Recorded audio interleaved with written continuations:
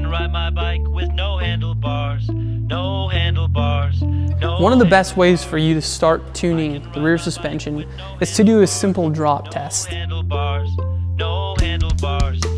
With any rear suspension setup, you're going to have your stock ride height, your standard ride height. And with that is not full extended travel. It's going to be wherever the weight of the machine is settling that rear suspension, and it's called ride-in or sag.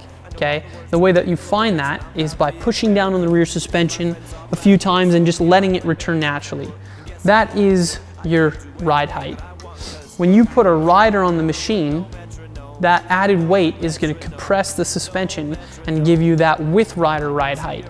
That is the ride height that we want to see, and depending on your weight, you should see about 2–2.5 inches of drop at the rear bumper. So this is a simple measurement that you can take. You're going to need somebody to help you do it. You can measure from any point on here that's consistent. You can measure the ride height of the machine after you push down a couple times. Just let it return. Take that measurement, stand on the machine where you normally would, sit down, and have somebody else measure that point. If you don't see 2 inches of drop, the suspension is too stiff. It's not going to transfer the weight to the rear suspension when you get on. With a microphone, and I can split the atom of a molecule. Center shock spring rate is going to be a little bit harder to understand because it's not something that you're going to know how to adjust until you feel it. The best way to know if the center shock spring rate is too high is if you're going down the trail and you feel swapping. Swapping is going to be if you're going over bumps and the back end starts to kick out side to side and move the machine.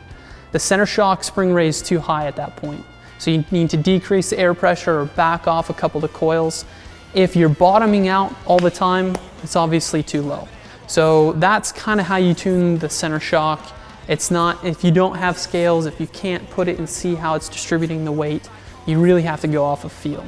As far as the rear suspension is as a whole though, you can tell if it's overall too stiff, and you can take some of the spring rate out or of the rear shock and the center shock if you need to. So that's the best way to start setting up your rear suspension. Now we need to really convert that into how do we set up our sled for our rider weight, for our riding style, for the different products that we have on our sled. And one of the best ways to start down that road is to understand how suspension affects the sled. I can ride my bike with no handlebars, no handlebars, no handlebars. I can ride my bike with no handlebars, no handlebars.